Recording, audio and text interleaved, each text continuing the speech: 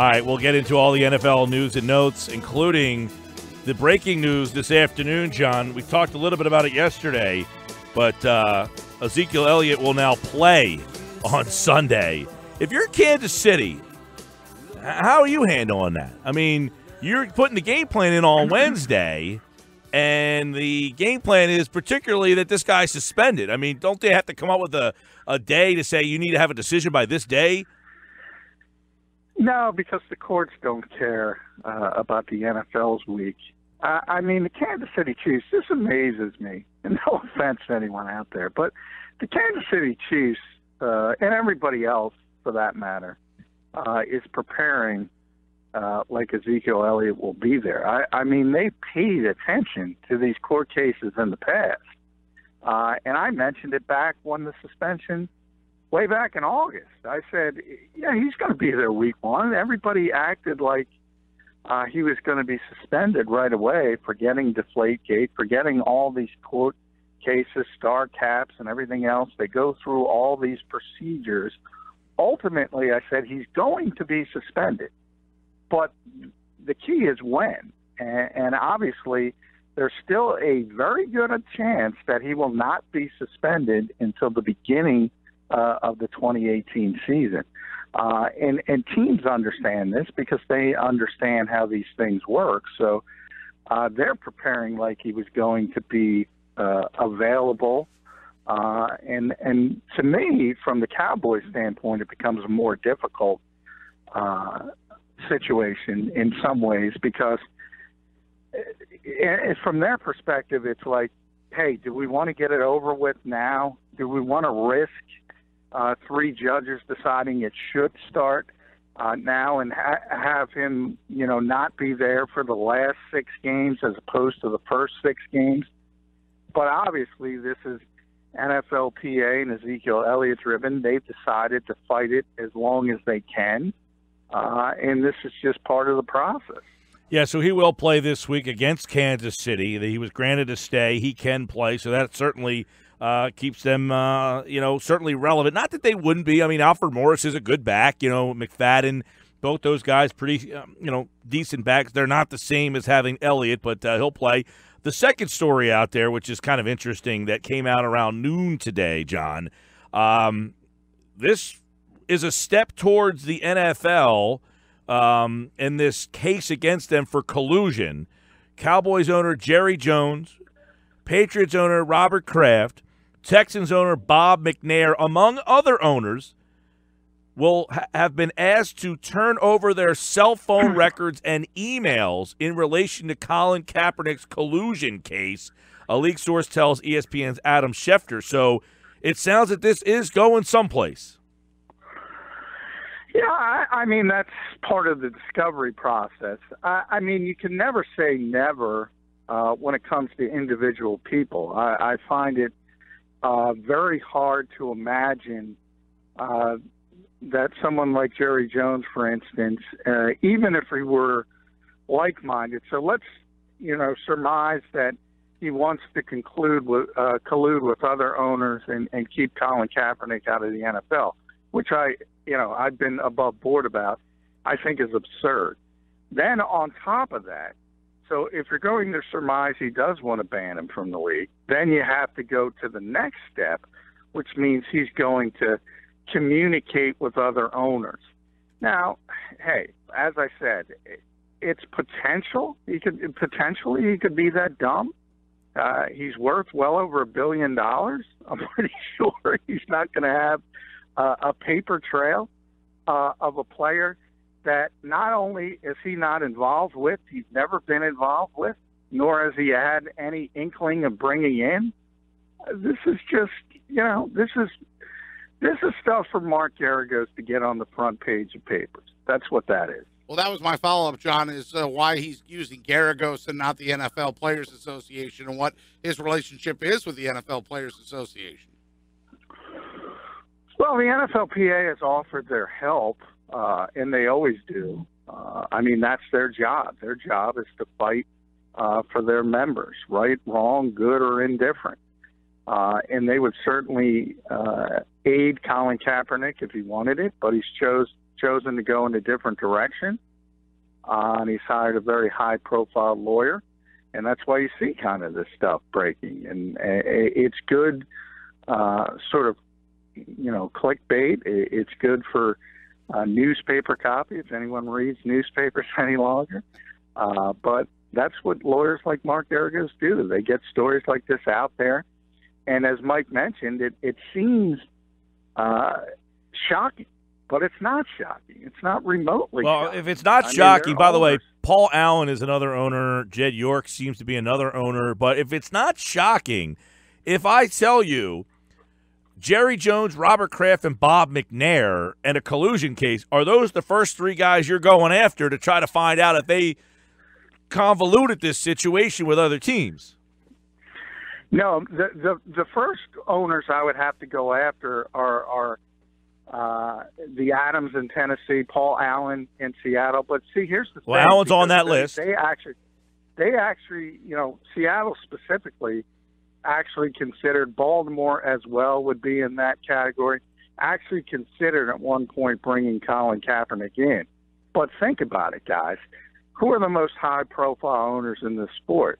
Well, it starts with Jerry Jones, it starts with Robert Kraft, and it starts with Bob McNair because of what happened last week in the story that broke on ESPN. There's not – you see the correlation? You're trying to create a splash with the most known and most famous owners in this league.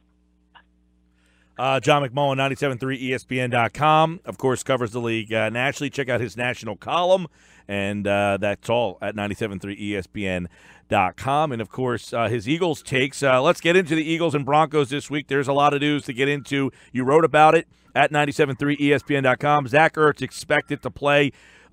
He did say that flat out. Ertz will play. He has said in the past that guys will play and then they would not play, but all signs point to Ertz going this week. What about Ajayi? That was kind of it sounded like kind of, we'll see. We're going to put some plays in for him. He's working overtime. So what's the gut tell you on Ajayi this week? My gut says he's going to play, and he's going to be in the offense in a limited way, as Doug kind of explained. There's going to be a small package in the offense for him. Obviously, he's only been here since Tuesday. He's only had a chance to practice 3 times, so he's obviously not going to have a full grasp of the offense. But the Eagles acquired him for a reason, and they want to get him on the field as quickly as possible, and I think they'll do it this weekend. And who knows, if he starts gassing the Denver Broncos, he might even get more playing time than we expect. But I do expect at least a small dose of Ajayi this week.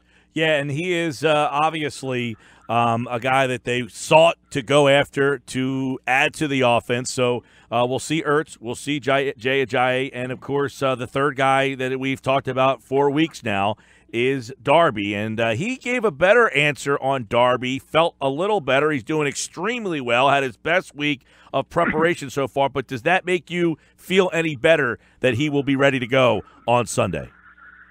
No, I don't think he's going to play again, and I've said it, really for a couple of weeks since he's been back at practice. I think there's a couple reasons. A, the bye week looms after this game, and the second part of it is that the corners that have stepped in and played are playing well, and it starts with Jalen Mills and Patrick Robinson and Rasul Douglas, and obviously Patrick is past the concussion, so he'll be back out there. So I think the Eagles can afford to be very, very cautious with Ronald Darby. And Doug explained that even when he called him questionable, he kind of said he wants to get him back as a full participant with the first team in practice before he gets back out there. So I think that's a clear indication that he's not going to be back until after the bye week. Jalen Mills won honors this week. John McMullen, how do you think Mills and Patrick Robinson match up against Emmanuel Sanders, who looks like he's going to come back, and Demaryius Thomas? Well, those are two really good receivers. The good point is that they need a mechanism to get them the football. and that's the bigger issue. It's not necessarily that Jalen and Patrick. I don't think a lot of corners match up well with those guys. Sanders obviously has been hurt. He's expected back. But that's a very good group, and it's always going to be difficult. But the bottom line is the Broncos don't have a quarterback. So receivers can't do much unless they have a quarterback that can get them the football. Trevor Siemian has struggled with that. They're making the move for Brock Osweiler this week. I don't think anybody has that much confidence, nor should they, in Osweiler. So I think while they're very, very good players, Thomas and Sanders, I think that kind of mitigates how effective they will be. Now, I may see you on Sunday, John, but if I don't, I guess I want to get this in now. How do you think if Ajayi does have his 10 to 15 snaps, who's the odd man out? Is Smallwood inactive then, in your opinion? Yeah, I think there's a good chance he will be inactive. And I think if you just look at the landscape, obviously LeGarrette is still going to be a big part of this offense, even when Ajayi is, fully encapsulated into it. They're going to be sort of the two guys that handle the majority of the workload. And then you look at Corey Clement and the fact that he's a key part of a number of Dave Phipps' special teams units, both as a coverage guy, as an up back on kick returners. He can return kicks. And then you have Kenyon Barner. Now, both Barner and Smallwood are good kick returners, so that part of it's even. But Kenyon is the punt returner with Darren Sproles out, and Wendell can't do that. So that basically means that you have to have Kenyon Barner active. And when you can only have 46 bodies active, you're just not going to dress 5 running backs.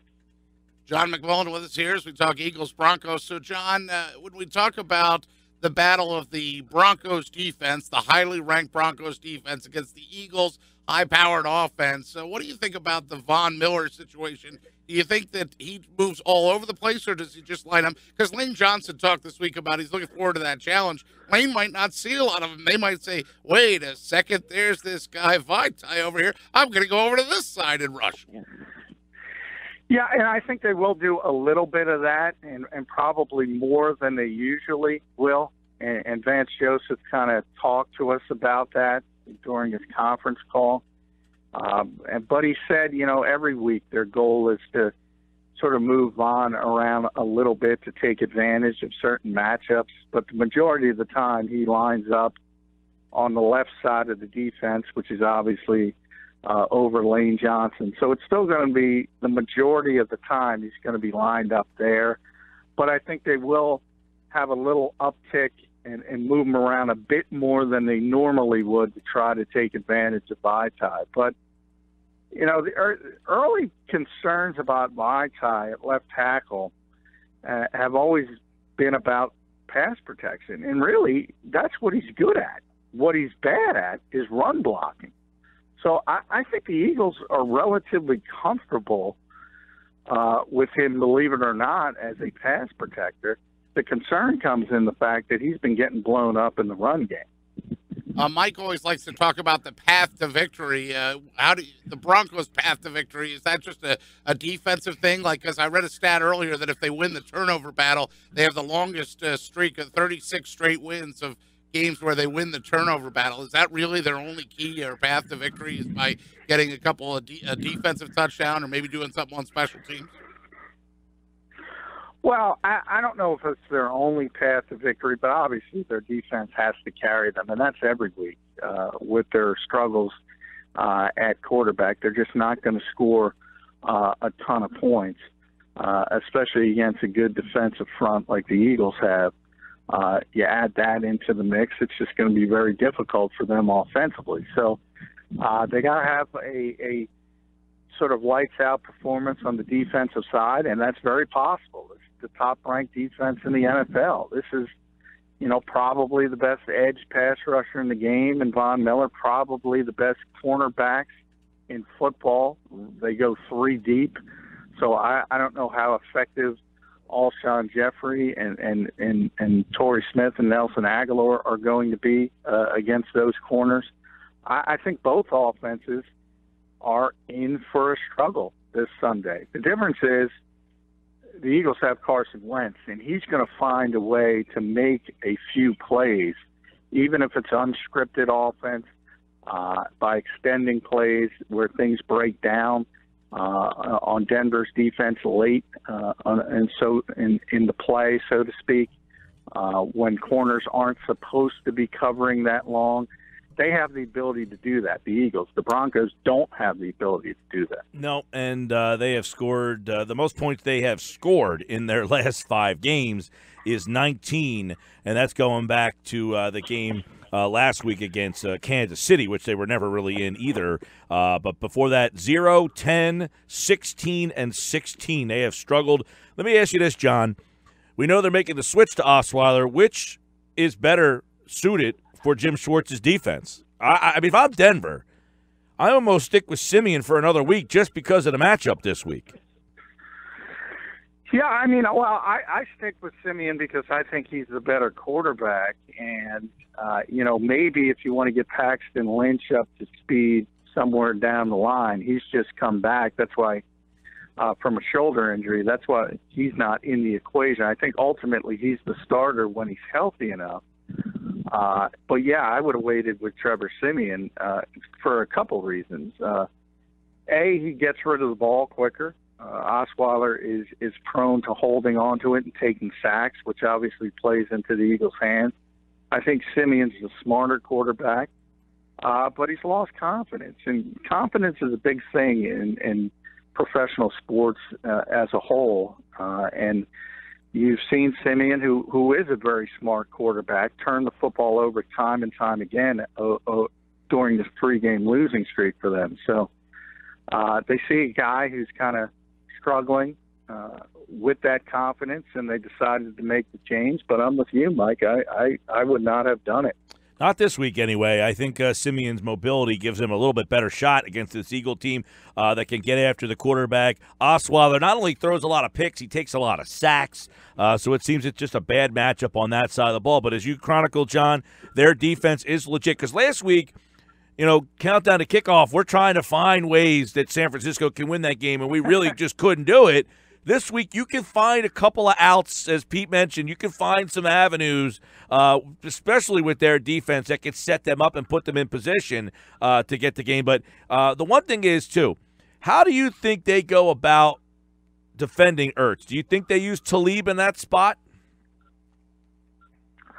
They can, because they can go 3 deep at corner and play very, very effectively. But they also have a tremendously athletic safety and Justin Simmons, so they can go in a number of different directions. That's what makes them so difficult on the defensive side of the football. My bigger concern is the fact that obviously Carson himself likes to hold on to the football a lot in extend plays, as we mentioned, which can be very, very helpful. And I think ultimately it will be helpful at times in this game.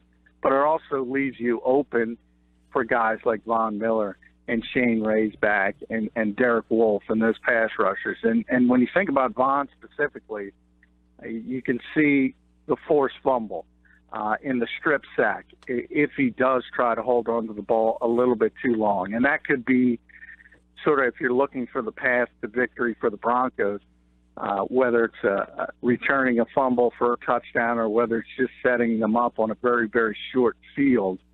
I think that's the biggest concern I have with the Eagles this week. All right, John McMullen, your pick for the game on Sunday is?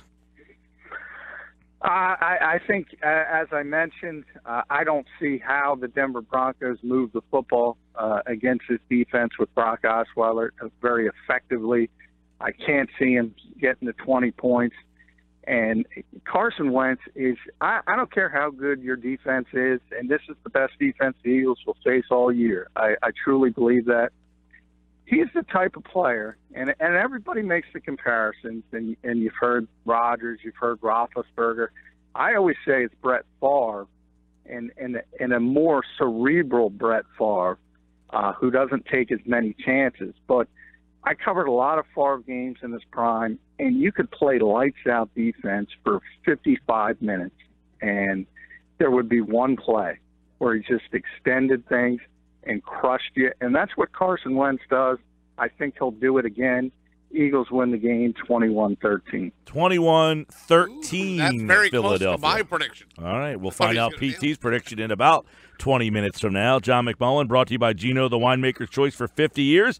Visit Gino Pinto on the White Horse Pike in Hamilton, online at GinoPinto.com. Gino, the winemaker's choice for 50 years. Don't forget the Countdown to Kickoff show this Sunday from McFadden's at the Ballpark. Starts at 10 a.m. Joe Kraus, John McMullen with Eagles Broncos news you can use. John, hear you then. Hey, thanks, guys.